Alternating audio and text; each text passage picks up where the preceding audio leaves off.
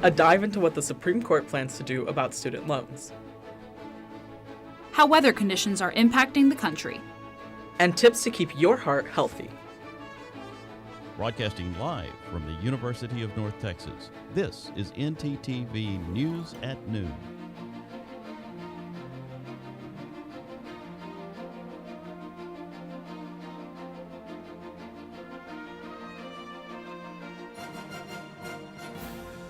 Good afternoon. Thank you for joining ntTV News at Noon. I'm Soren Dorado. And I'm Isabella Quintanilla.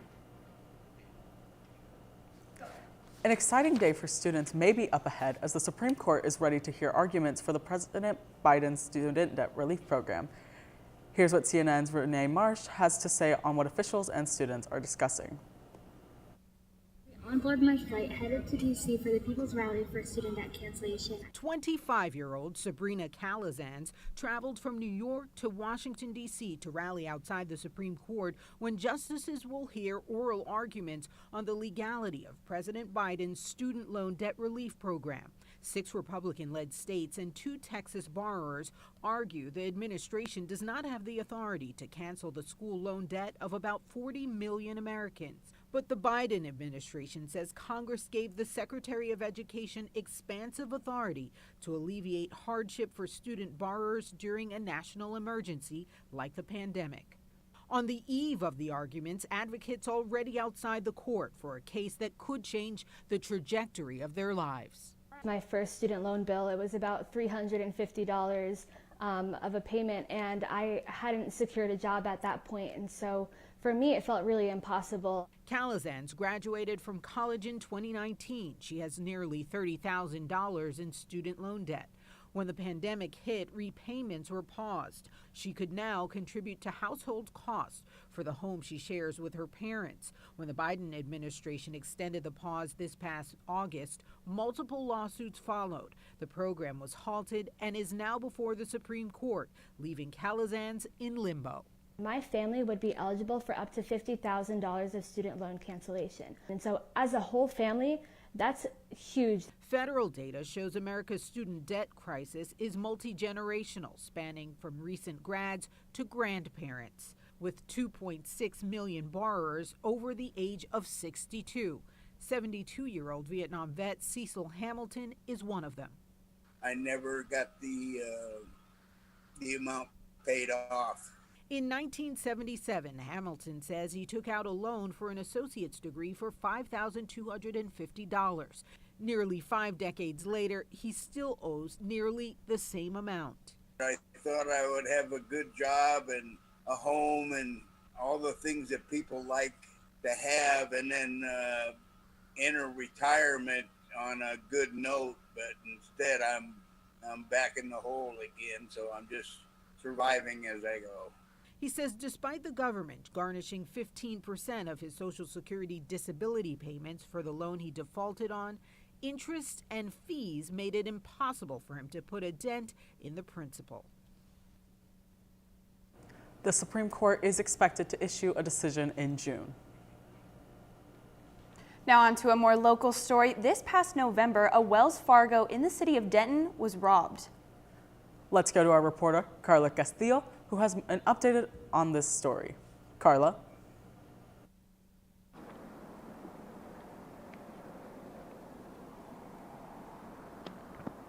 Thanks, guys. This past November, Denton police officers received a call about a robbery at this exact Wells Fargo. Now, witnesses to the crime say that a male, now identified as 38-year-old Jonathan Fleming, told the bank teller to guide him to the bank vault with a black semi-automatic handgun. Shortly after he took all the money, he got in his car and left the bank at a high speed. Shortly after, that is when Denton PD and the FBI joined forces to further investigate this robbery.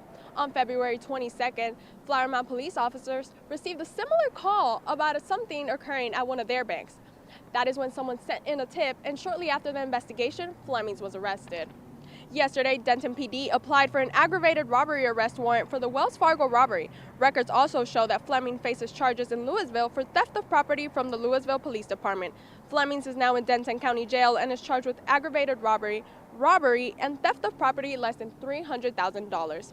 Fleming's bail is yet to be set. But this is all I have for you guys. I'll go back to you at the studio. Thanks, Carla. Now get ready to crank up the AC today because it's been a hot one and it could only be getting hotter. It definitely has. Let's toss it over to Gabby for today's weather.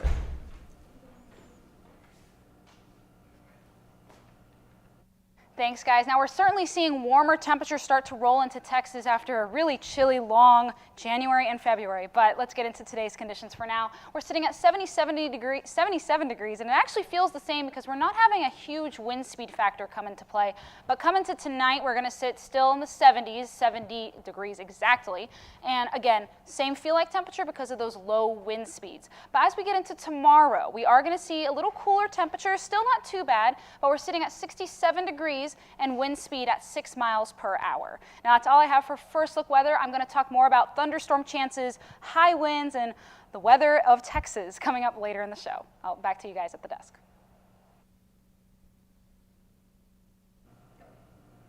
Thanks, Gabby. Today is the final day of the celebratory month, Black History Month. But where exactly did it come from? ntTV spoke with UNT historian Dr. Carrie Goldman about the origins of Black History Month.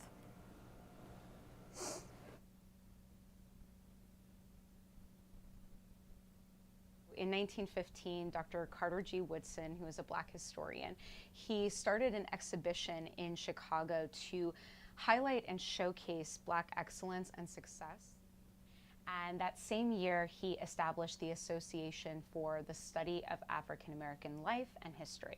In 1926, they established Black History Week. So it actually started as a week in February before it was a full month.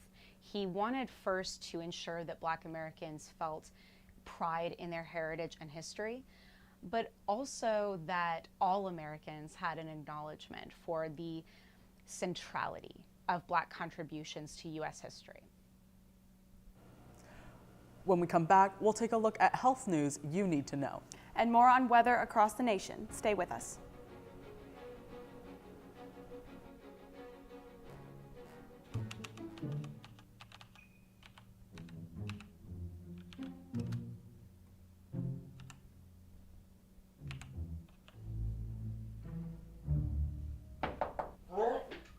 Hey man, are you okay in there?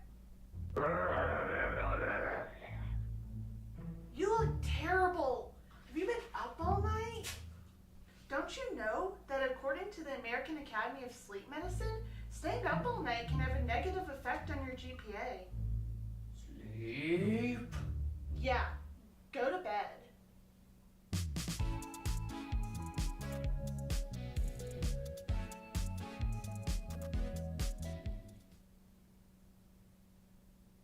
Man, I have all these non-perishable food items, and I don't know what to do with them.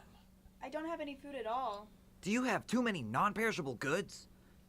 Yeah. Have you run out of food and can't get any more? Yeah. Well, don't have a cow? Head on down to the UNT Food Pantry. Located behind Crumley Hall and Diamond Eagle Student Resource Center, the Food Pantry is the place for UNT students to get all the food they need. You'll be utterly surprised by all the options they have there. From gluten-free to lactose intolerant, even vegan and vegetarian, they have it all. Go to studentaffairs.unt.edu/food pantry for more information. Move on down to the UNT Food Pantry. Can I see your voter registration, please? All right, you're good.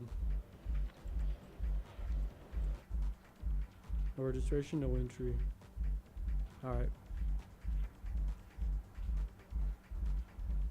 Let me see your voter registration card, please. I'm not registered to vote. No registration, no entry. Dude, my friends are already in there. No registration, no entry. What the? Join the club.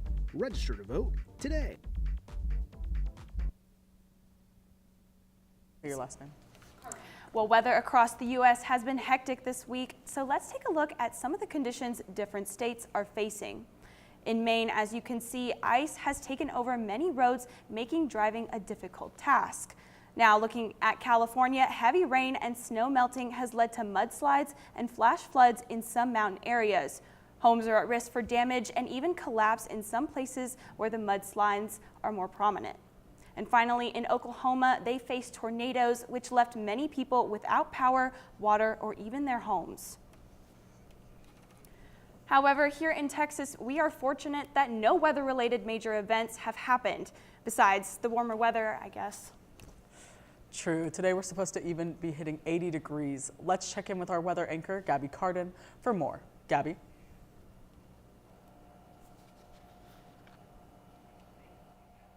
Thanks, guys. Now, as I said earlier, we are going to hit those higher numbers, but as of right now, around noon, 12:30, we're not hitting them just yet. Most of North Texas is actually sitting into mid to high 70s. As we can see, Denton at 77, Fort Worth and Dallas both at 76. So pretty similar numbers across the board. But as we go into the state map of Texas, we're going to see a little bit of people showing off some different numbers. We actually have Houston hitting that 80-degree mark officially, so I hope you guys are loving that warm weather.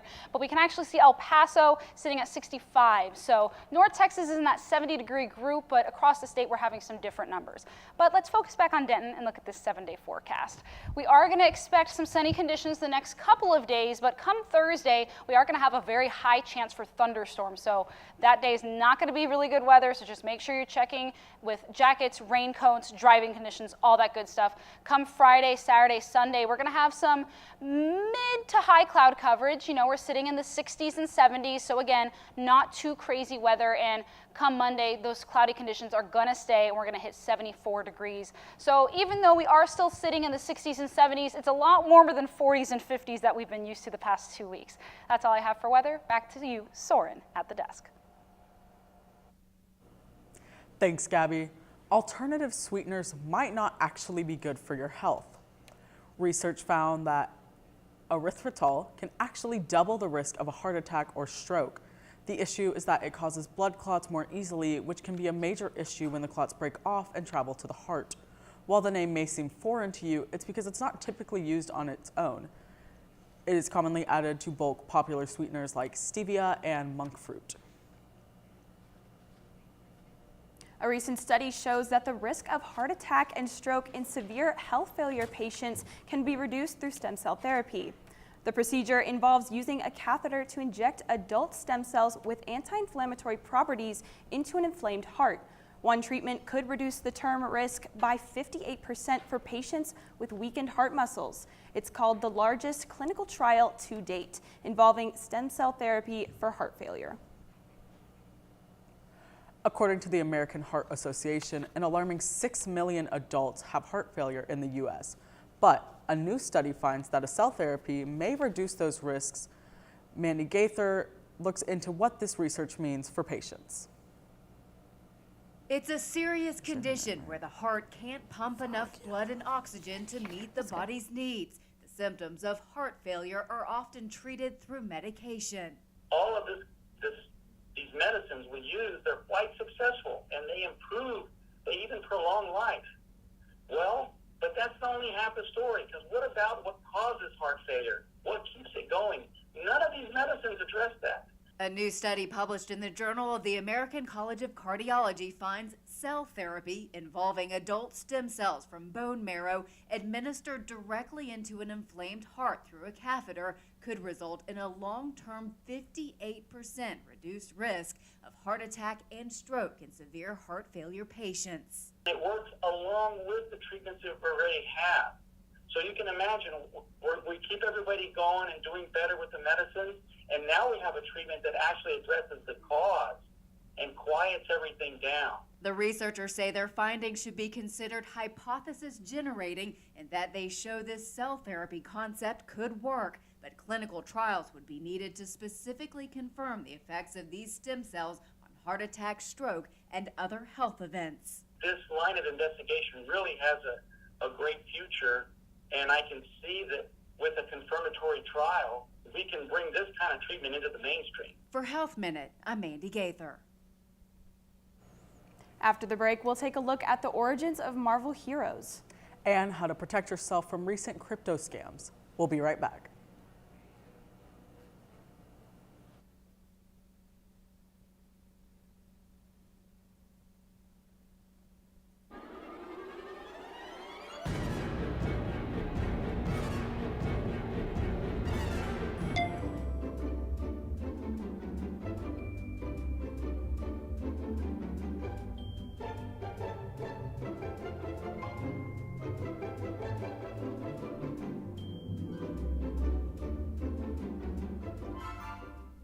So a man's been walking in the desert for days at a time.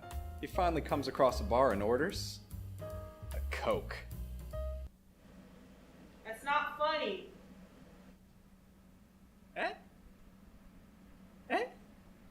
Live from UNT, it's Wheel of Culture. Welcome back to Wheel of Culture. Our contestant is so close to solving this puzzle. But first, it's time to give the wheel a spin. Wow, you landed on London, one of the many places where you and your fellow students can go on a chance to experience new culture. But only if you can solve this puzzle. I'd like to solve the puzzle. Study abroad. That's correct. You just won yourself a trip to study abroad in London, England, and you can too. Just go to studyabroad.unt.edu to see deadlines and apply for scholarships. Get ready to study abroad. Has the weight of stress and anxiety ever felt too heavy to overcome? Wish there was a safe place to confide in? Wish granted. At UNT, we offer counseling and testing services to students located on the 3rd floor of Chestnut Hall.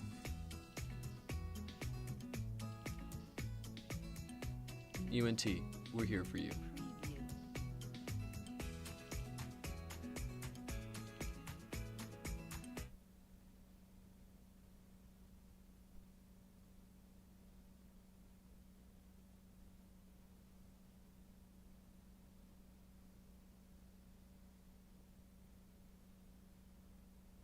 New movies are making their way to theaters, and Marvel just recently debuted the next major film for the next phase of its cinematic universe.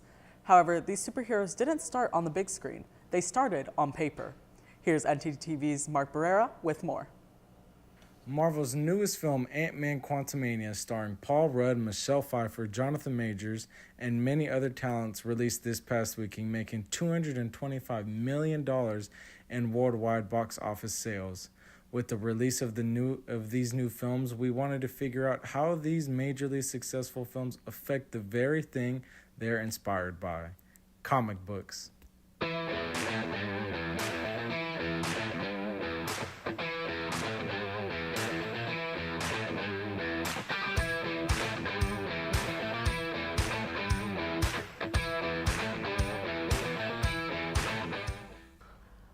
Hello, my name's Manny. I've worked at the store for like a year now. So usually what we do is we'll go through what movie is about to come out, like for DC or Marvel. Usually if it's a popular character like Flash or Spider-Man or Superman, people go nuts. So we get like everything Superman, everything Batman, Flash. Right now, the most recent movie that I know of is the Quantumania movie. We ordered a bunch of Ant-Man stuff. Mostly for Kang though, Kang the Conqueror, right, because actor's dope. He's about to be in Creed as well too. So we got a bunch of him. He's a great actor. I feel like comic books are a great way to escape reality for a bit and just see some action on a page. There's always a comic book out there that you'll be interested in, especially if it's like a issue 1000 or whatever. You can always jump into a comic book with no problems and always be up to date with the stuff that's happening.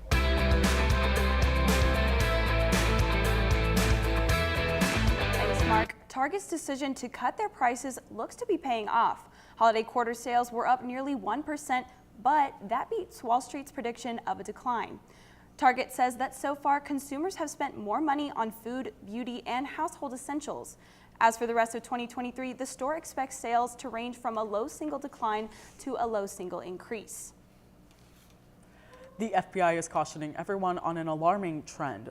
There's been a rise of scammers who target their victims through online romance scams, then pressure them into investing in cryptocurrency.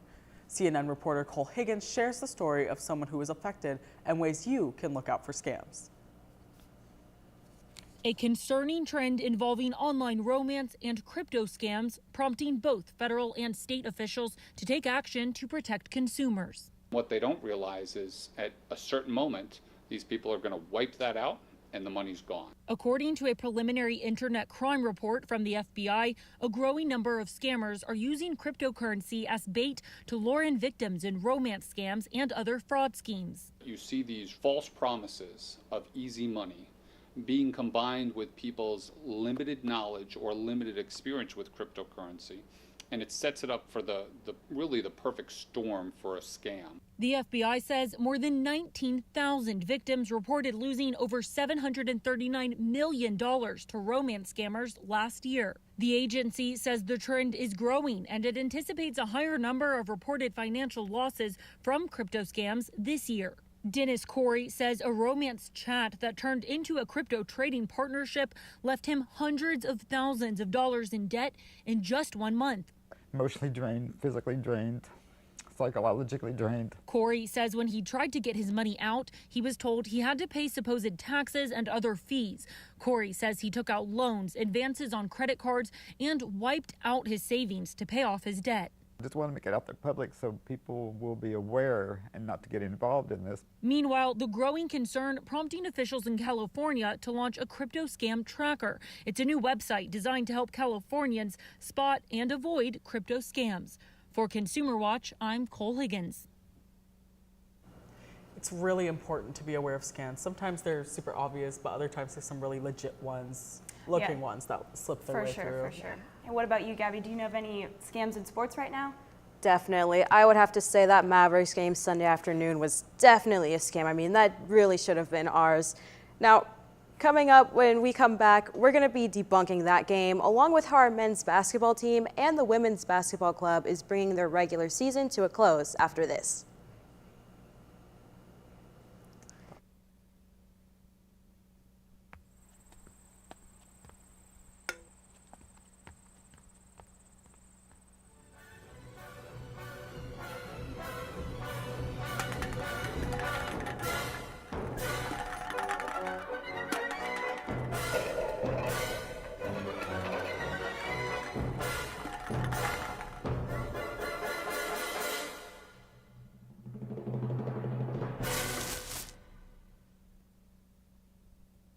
And now we return to Fabric of Passion.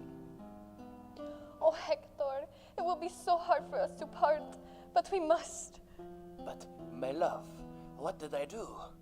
I thought we were meant to be together forever. I am so disheartened to say that you're just not in style anymore. But you will be, to someone else, in a better place. You're gonna shred me? No. I'm donating you to one of the many clothing donation boxes available on campus. There is one in the Union by the Syndicate and one on Union Circle Drive. Oh, well, why didn't you just say so? I'm gonna be someone's new shirt. I thought you'd be more distressed. Oh, absolutely not. It was cramped in your closet anyways.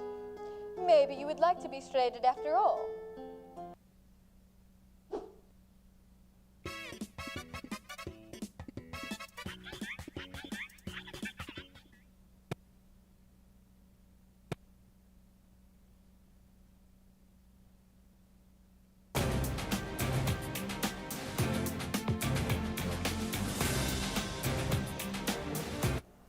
The Dallas Mavericks are currently seated at number 6 in the Eastern Conference, just barely clinching a guaranteed offseason with a 32-30 record.